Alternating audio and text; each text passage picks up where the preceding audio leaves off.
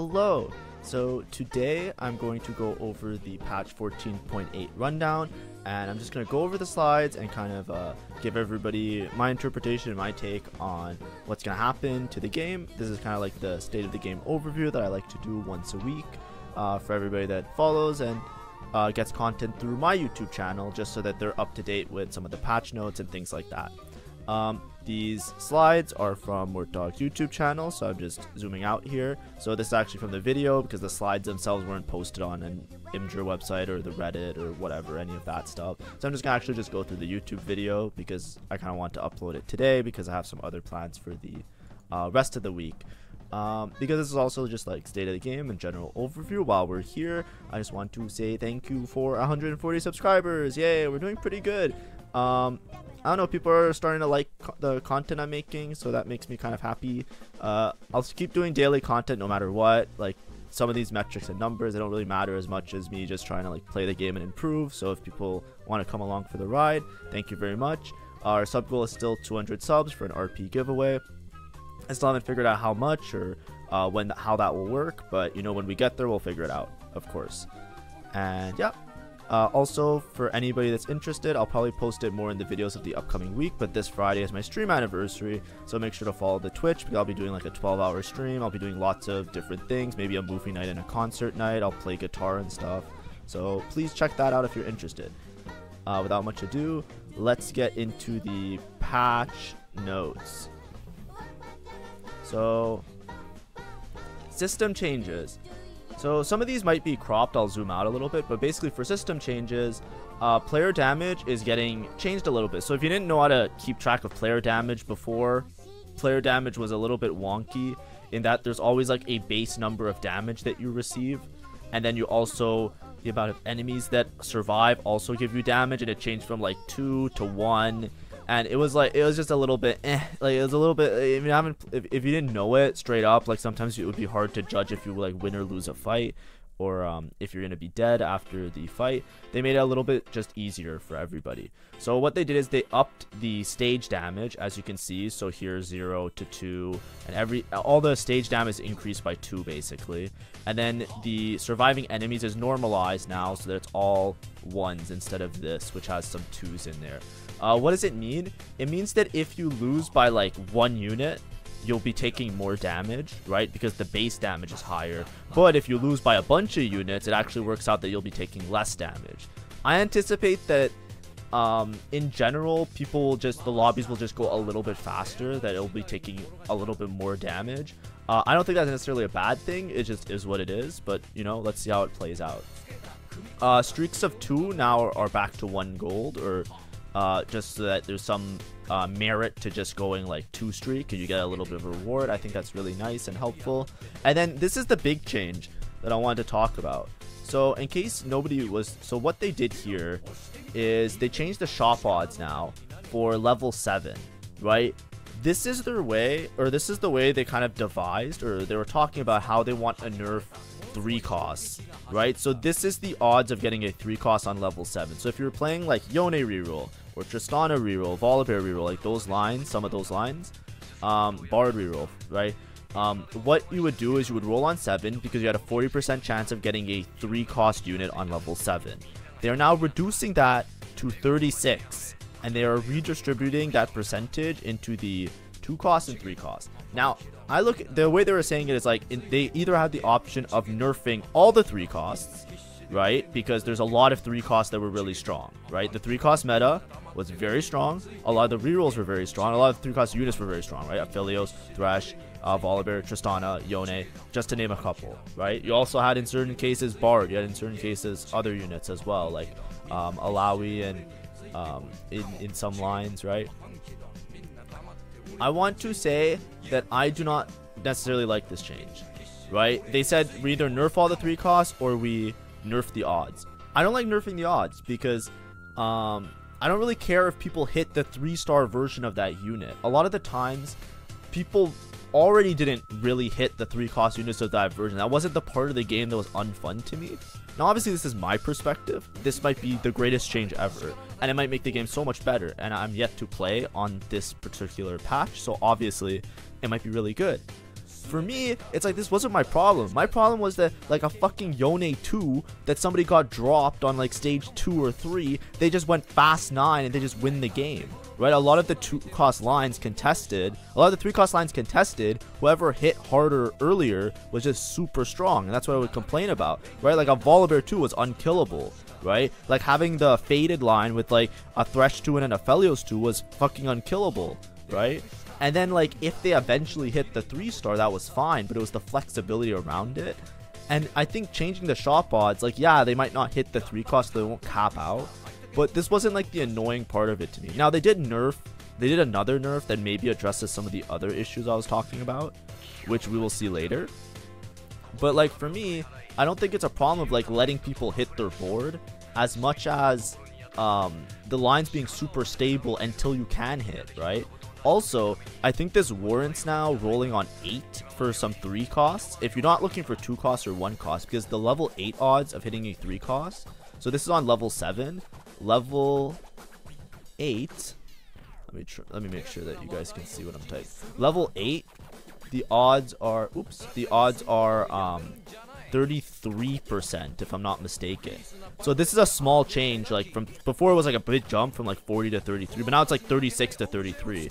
So if you're playing like the Yone line, what you can actually do if you're still playing like Heavenly Yone, for example, you want Kayn to stabilize around, and Kayn got a bunch of buffs that are really strong. Like he got a really big HP buff, which is really good for a melee carry. What you do now is you just go 8. You just go 8 and you roll for the Yone there, because the odds don't really matter, right? If you're uncontested, it's like 3%, who gives a fuck? But you'll get like a way better chance of hitting like the Wukong and the Kayn on level 8, and then you'll be like giga strong that way. And you can all, because you're level 8, you'll be able to tempo to 9 really easily, because if you're stable, you're like, okay, yeah, I'll just sit, I'll go 9, I'll just swap on my board for legendaries. That's just in that particular line. The same thing applies to like if you're playing towards a Felios. If you're playing towards a Felios, sometimes with the Felios you would just tempo to 8 anyways to try and hit Syndra as a dual carry. Here you can play Syndra and then you can go 9 a lot easier, and you can also have higher odds of hitting that set because 7 faded is really strong, right? I don't feel like the shop odds change the way the game is. Like I feel like the shop odds maybe affect, like, I don't know, it doesn't affect that much to me, right? I feel like that doesn't address the issue that I had, which is upsetting. So for encounters, they only nerf Morgana. The Morgana, they talk about it like it was like the freest pick ever. I felt like Morgana was pretty strong. I guess it's fine. Like in my head, it's 10 gold or an upgraded 2 cost, and now they dropped the 10 gold to 7 gold. It's like I didn't see it as that big of an issue, because I know that most people are like it's always 10 gold, but for me it wasn't always 10 gold, right? Because there's a lot of times you want like an upgraded 2 cost. Oh, also the shop odds, increasing the odds for 2 costs on 7, I didn't mention it in the previous slide, but it also is really good for Janna reroll. They did nerf Dragon Lords, vertical Dragon Lords. I don't know why. I didn't know it was that strong, but I guess in stats it does do really well. But yeah, that's pretty good. That does hurt like the fast 9 a little bit, which is pretty okay to me, I guess.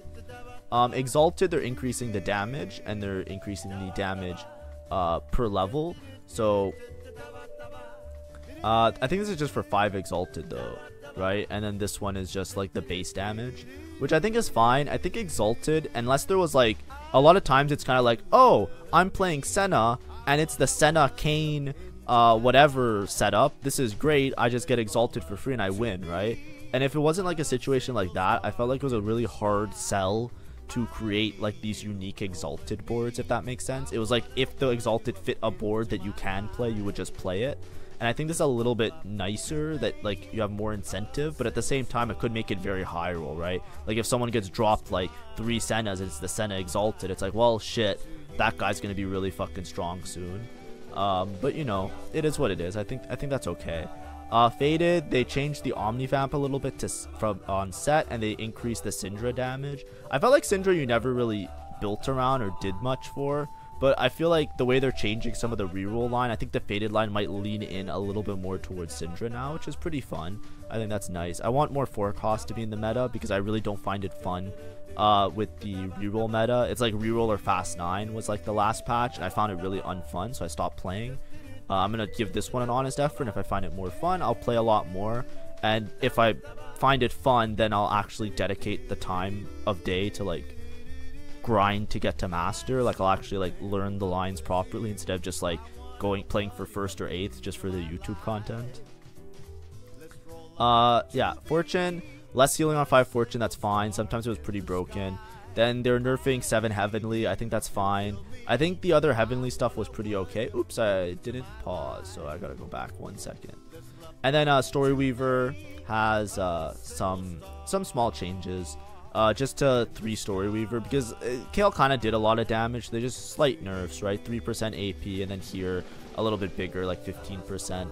I think that's fine. I didn't find it that much of an issue. Like Story Weaver, like besides like somebody really high rolling into the line, I never really felt like it was crazy. Here there's some small changes to Ink Shadow. They just like buffed all the Ink Shadow items, now they're nerfing them. I think they're trying to find like that right middle ground, because some of the Ink Shadow items, they feel really strong.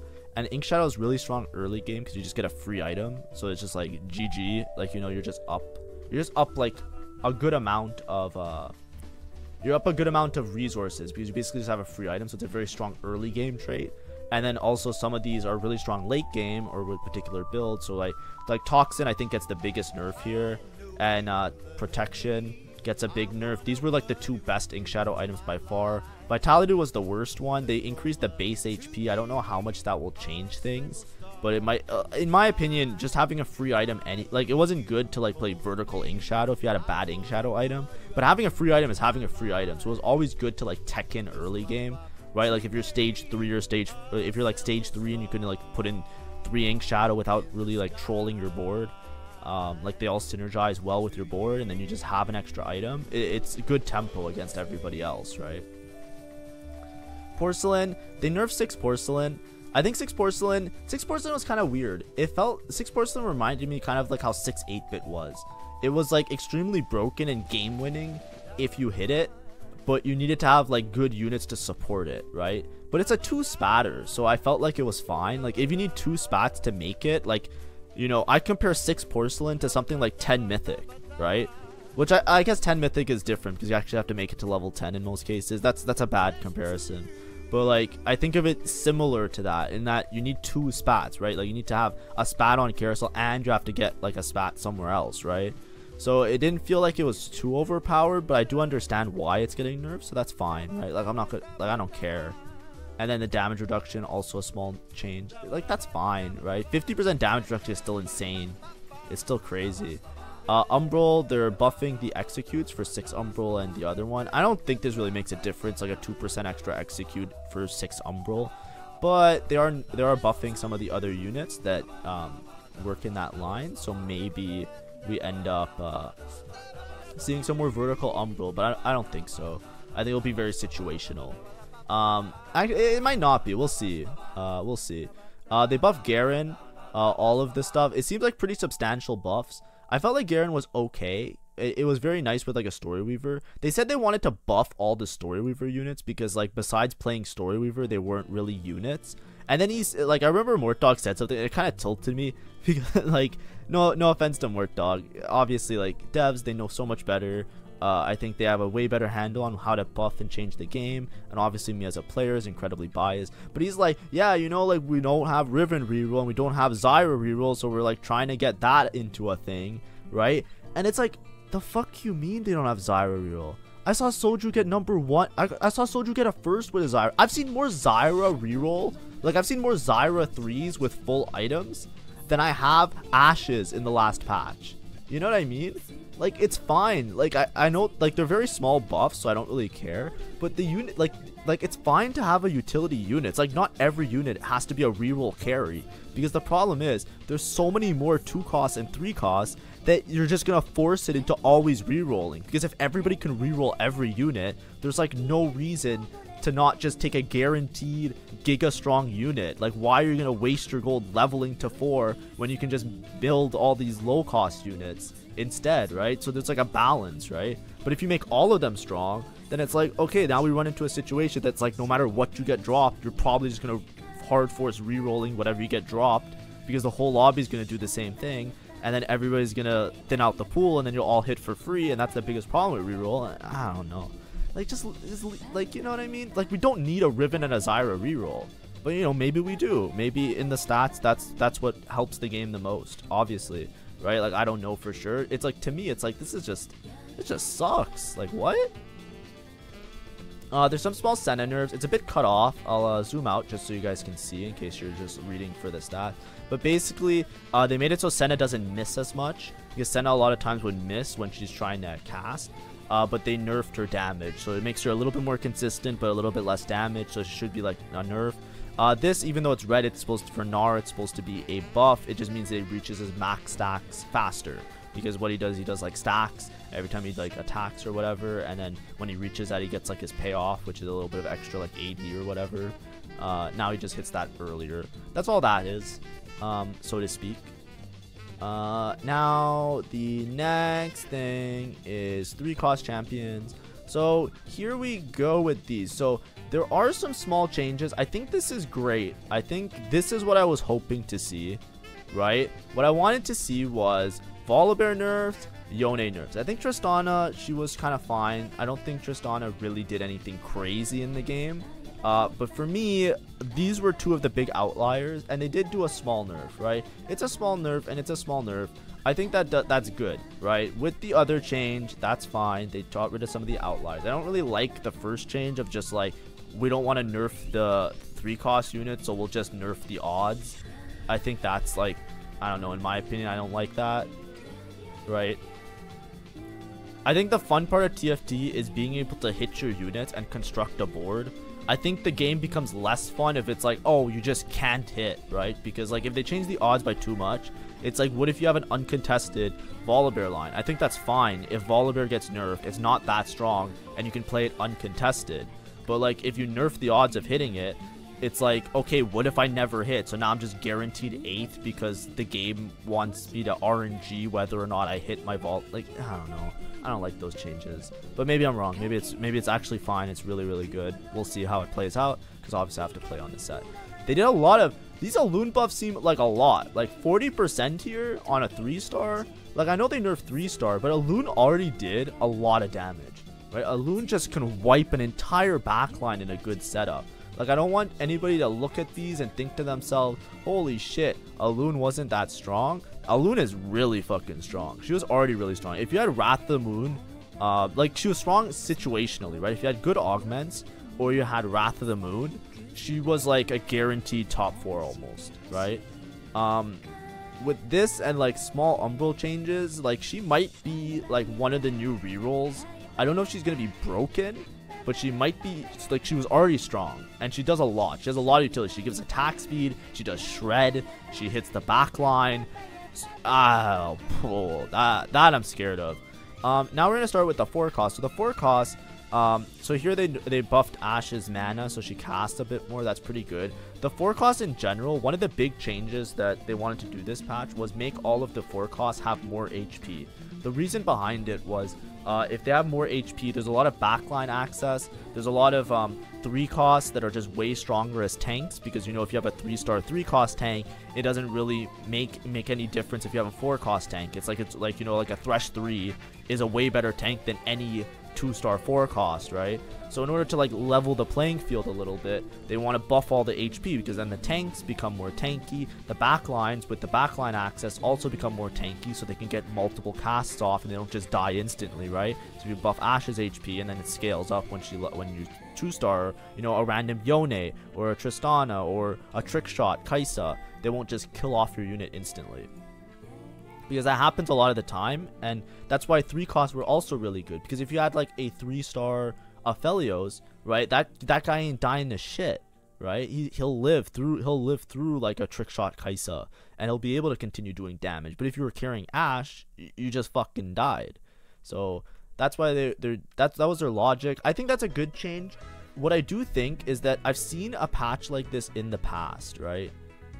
What was the patch in the past that I had? The patch in the past was in set 9.5, they buffed the HP of a frontline unit that was a frontline melee unit, and it was called, she was Fiora, if you've played that set. And when Fiora got buffed, they gave her a 100 HP buff, and she went from being the worst 4 cost in the game to being the absolute demon lord, the best 4 cost in the game with just a small HP buff, right? Because the thing is with melee carries, like tanks HP is like scales, it's good, it's like, you know, you live a little bit longer, but with a melee carry, that can be the difference of like just living like for 1 more second to get 1 more auto that makes you go infinite, right? Because with melee carries, a lot of it is just war of attrition. You want to auto attack constantly, you want to constantly do damage, so you constantly heal, so that you continue to heal, so that you sustain yourself being in the front line, taking aggro, taking damage, and then you slowly, while you stack up your damage and keep yourself alive, you slowly kill off the units, and then you sustain yourself and you go infinite, right?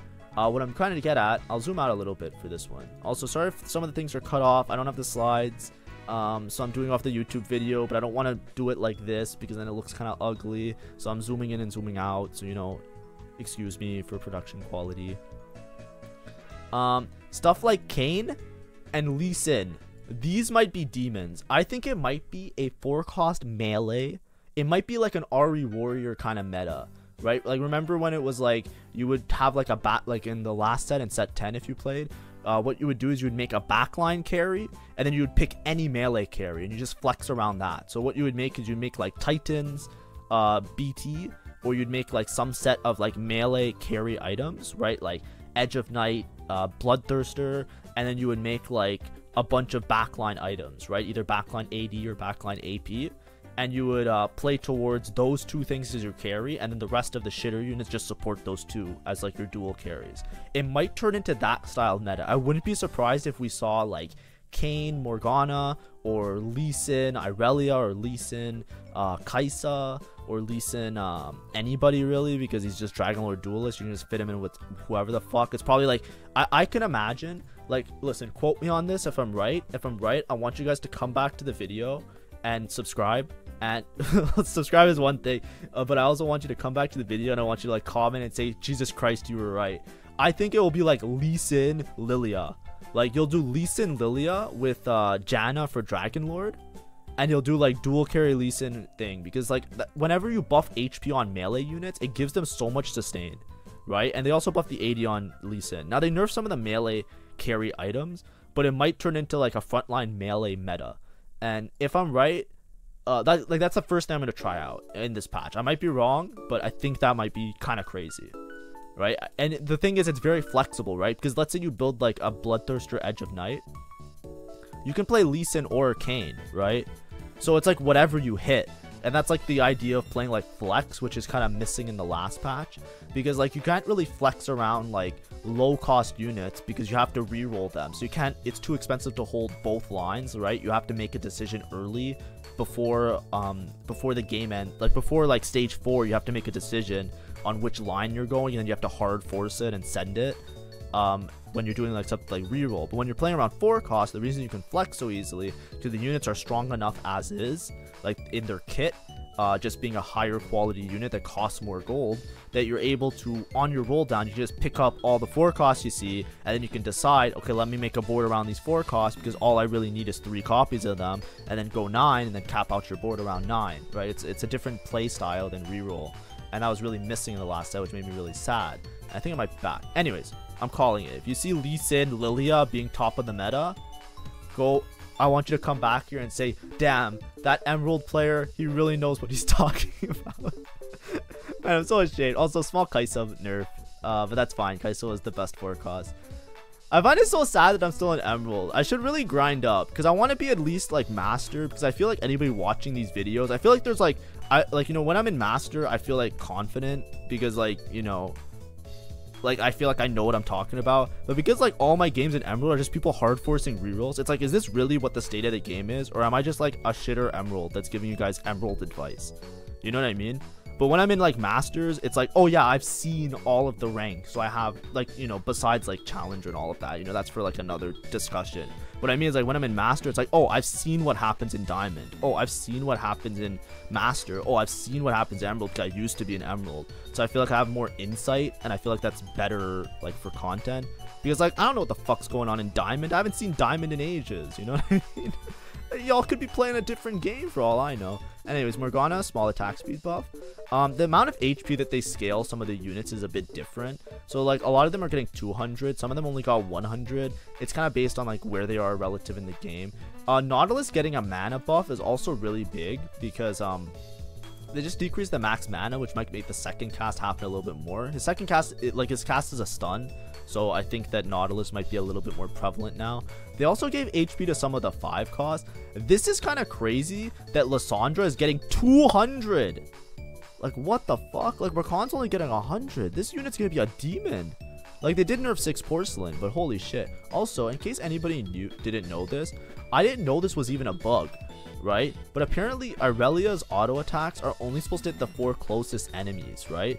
And I think the auto attacks are the ones that do the sunder and the anti, and then usually you would put anti-heal on her. So usually you would sunder and anti-heal the whole board, but now apparently that was a mistake. It's only supposed to hit the 4 closest enemies, right? Which I didn't know that, but okay. But I think the blades still do the sunder, so I think you can still sunder the backline, but you cannot you can't like hit them for anti-heal anymore, which is like really, was that really a that was a bug? I thought that was intentional. So Aurelia might be a lot worse now in terms of just like her, like she's not worse in terms of damage, but she's worse in terms of utility, right? So just keep that in mind, right? Like you can't just like hit the backline for free anymore. I didn't know that was something that had to be changed, but you know what, I'm down. And then 100 HP on the tanks, that's always going to be big. These guys might be demons. Udyr was already a demon. 100 HP, no nerfs. I think it's going to be kind of crazy. Like an early Udyr 2 might be game winning. These are the next big changes, right?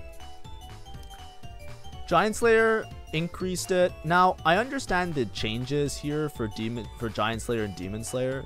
I feel like this just makes what's it called, Guard Breaker a little bit better as well, because Giant Slayer and Guard Breaker kind of go hand in hand a lot of the time, like that they give similar stats and attack speed. They did do a lot of changes to 4 costs in terms of buffing their HP, so I think it makes sense to change that, change Giant Slayer in that regard so that it doesn't necessarily freely hit everybody. But you know, were people really making Giant Slayer like it was a meta item? It's like I felt like nobody was slamming that anyways, right? So I feel like making it worse now, it's like, okay, I guess, like, you know, I was about to start slamming it because there's a bunch of HP buffs, but I guess I won't. You know, that's how it feels. But, you know, that's okay. That it is what it is, obviously. Like, that's not gonna make me quit the game, right? Titans, this is the big change. This is the part where I don't understand. So they did everything but hard nerf the 3 cost units, and I don't understand why. So what did they do? They nerfed the 3 cost odds. They did slight nerfs to the units, right? Like a small tweaks. And then now they're nerfing Titans because apparently these units really like Titans, right? Like Yone really likes it because it gives him the shield. Volibear really likes it because it's just a great Volibear item. What they did is they removed the AP for stack. They reduced it from 2 to 1. So what does that mean? Whenever you would stack with the Titans, it would stack up, it would count up to 25, right? So it would count up to 25. And every time it would count, it would be +1 AP, right? So that it would basically be at 25 stacks, it would be 50. Before it used to be 2 AP. It would be 50 AP. Now it's going to be +1. Let me just cross this out. It's going to be +1 AP. So now it's only going to be 20 AP. I'll just show it. So final thing, it's going to be 25 AP at full stack. So it's cut in half, right? Cutting something in half on an item is a lot, right? That is a lot. Half? Like, you nerf something by half? That is a lot, right? Titans was never a good item. In almost every set, you kind of want to avoid making Titans. It's like, it's generally good. It's like an okay item. It's like, okay, I'll make Titans, right? But almost every melee carry does better with a different item. And almost every like other unit just doesn't need Titans that much, right? Because it doesn't give that much. It's like, you know, a little bit of AP, a little bit of armor, right? It's not like, it was just good on like very well-rounded units. And the only times it was like really bis is when you had somebody like fucking Yone, that he's a melee carry that has like a bunch of stacks from Heavenly, that has like, you know, a shit ton of shielding that scales off of AP. right? So then it became like a problem for those units, and like Volibear the same way. But it's like the item is like not that good outside of those units. So why didn't we just nerf the units? Like, why don't you cut the AP ratio of Yone in half? And why don't you cut the AP ratio of Volibear in half? I guess that's a little bit much. Maybe that's a little bit much. Okay, what I said there, scratch that. That was a stupid thing that I just said. Because now I realize how stupid that sounds. But what I mean, like, why can't you nerf that a little bit is what I was trying to get at. But what I said, don't quote that. That was actually pretty dumb. But that's what I mean. Because, like, now, like, you know, like, there was lines where you would play Titan's Lee Sin. Right? I know they just buffed Lee Sin, but it's like, now is Titan's Lee Sin bad? Does this make Gargantuan's Resolve bad? Like, do you, because Gargantuan's Resolve, the biggest thing with it was that it gave, like, all the stats. Right? And then Titan's Vow, they lowered the stacks, which is the Radiant item version of it. Right? It's like, I don't know. It's like, I felt like Titans, like, it was Titans has been like the same item for like 4 sets now, right? Or at least 3. I don't know if it was the same the set before, because I didn't really play, I just watched. Right? I don't know. We'll see. Anyways, so Boiling Point, I'll have a video on this probably tomorrow, discussing it, but they are nerfing the mana per attack. Boiling Point was very broken. If you look at the stats, it was quite literally like the number like 2 or 3 augment. Like, it was such a high placing augment. If you had it, it was like an instant take in Hard Force Porcelain, because it was so good. If you didn't know about it. Call to Adventure, no longer on 3-2. That's pretty good, because who gives a fuck? Everything Must Go, this is the big one. If you haven't seen Everything Must Go, I did do a YouTube video on it, so please make sure to check that out if you want to see why it was so broken. But it's disabled, and they said it's never coming back, right? I was anticipating like they'll probably either hard remove it or they'll make it like unusable, right? Find Vintage, we talked about this a lot. I was saying like I don't think the changes to Find Vintage are gonna be that impactful, and I felt like they weren't that impactful. I was kind of right about that 2 weeks ago. They changed it now from 3 to 4 turns to transform, so now it's like very situational. Like, Find Vintage, before you can take it and like hard force into Find Vintage, but it was just a matter of like, do I want to take this risk? And a lot of times like you'd be like 1st or 8th. Now this is like a guaranteed 8th, I feel like, if you don't have a proper setup for it, right? Like, I do not see how this will be good. 4 turns is so much. 4 turns is like, what is it, like 3-2, 3-3, 3, like you have to have an item to slam. If you have an item to slam like at the start of the game and you get this offered on 2-1, you'll only get your 1 vintage item after that, and you have to slam your items, and you'll only get it like you'll only get it like, it'll be like close to neutrals. Every time you'll get it is like right before neutrals. You won't have it like mid rounds anymore, so it's gonna be so hard to tempo with it, right? And it's like, if you're so you're basically just playing with no items for most of the game. Like, imagine if you don't get a slammable item. Holy shit, like that sounds bad. Like, 4 turns is a lot. Like, I know it just seems like it's 1 extra turn, but I feel like now you really have to have a good spot for it. Like, I think Find Vintage would be good if you had like an item augment first, and then you take Find Vintage, and then you just say, okay, fuck it, I'll sack this stage and I'll get like 5 support items. You know what I mean? I feel it would be more of that kind of augment, right? Like 2-1, you take Buried Treasures, and then 3-2, you hit Find Vintage, and it's like, oh shit, I have like 5 items, I'm gonna get 5 support items, and you just do it all then, right? Like, you can't like tempo from it from a starting position, if that makes sense. Raid Boss, yeah, whatever. I didn't really think it was that big of an issue, but yeah, on 2-1 it was kind of obnoxious sometimes. Big Grab Bag, you no longer have 3 of the same component. I haven't had this happen to me. I have had Big Grab Bag give me like 2 of the same component a lot, which is not changing, but I understand the nature of this, because like, you know, you just take Big Grab Bag, you get like belt, you're fucked. That's what they were talking about. I'm like, yeah, that's a good change. And then they added some, in case some of you haven't been playing a lot, or you know, you're new to the set of TFT, they explain what Golden Remover is, which I think is a good change. I always like it when you make the game more accessible to beginners. I think TFT, a lot of times it's very daunting because it's very like nerdy in the sense that you have to like know a lot of things. So I think the more things you add to the game that just give like small bursts of information and make it a little bit easier and more welcoming to somebody, it's very good, right? You know, I think that like if you're learning TFT, you shouldn't have to like Google 100 fucking things and get to play it. I think that information should be available inside the game, right? And they've been doing a good job of making that more reliable. Kiana getting attack speed. honestly, you might be able to play when you play Heavenly Yone. Instead, just fuck it, play Duelist like Kiana, and play like Kiana. And then there's a small Teemo buff. So in case people saw, I just released a video on Teemo 3. It's only a 5% buff to Teemo 3, but Teemo is very strong, right? And I think now, in general, like a lot of the changes, so like, you know, one of the biggest problems with 2-cost rerolls was when to roll for them, right? Because if you go here, right, the biggest problem with 2-cost reroll was this part here, right? That on level 7, you only had a 30% chance of hitting them, right? This is the first slide. I just went all the way back to the first slide. Now that they buffed that to 33%, it makes it, like, even though it's only 3%, it makes it a lot more reliable to roll on 7 for a lot of these comps, right? Like, for example, Janna, you want to, if you're playing Janna reroll, you want to hit Diana, you want to hit some of the 4 costs, right? Depending if you're playing a Dragon Lord variation, or you want to play Annie, or you want to play Galio. If you're playing Kiana or Heavenly, you want to hit Wukong, and you want to hit Soraka, so like you want to roll on 7. If you're playing with Yone, you also want to hit Yone and all of those other shits, right? But the problem is, like, a lot of times when you're doing like a 2-cost reroll, or like even if you're playing like Teemo, if you're playing Teemo, you want to cap out and hit Kai'Sa, and you want to hit Bards, and you want to hit like the frontline bruisers probably if you're not playing too healthy.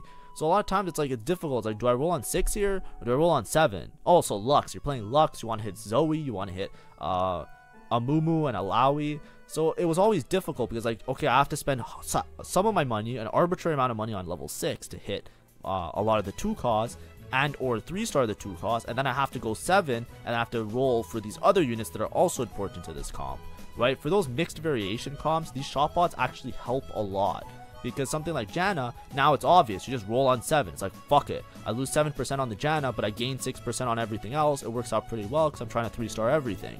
The same with like Arcanus. If you're playing Vertical Arcanus, the board is complete on 7. So it's like, guess what? I'm just going to roll on 7. Janna reroll, the board is pretty complete on 7. You can actually stay on 7. Fuck it, you just go and reroll on 7. Right? It's something I discussed a lot, where it's like in specific comps, it becomes very difficult to figure that out. And I think now, like even buffing Kiana a little bit, it's like maybe you can Kiana carry.